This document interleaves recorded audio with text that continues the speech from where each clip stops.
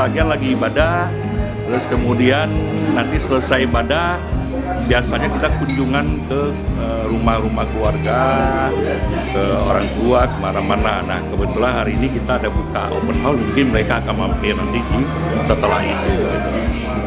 Ya, biasanya selesai ibadah mereka akan kunjungan ke orang-orang tua, ke saudara-saudaranya. Gitu.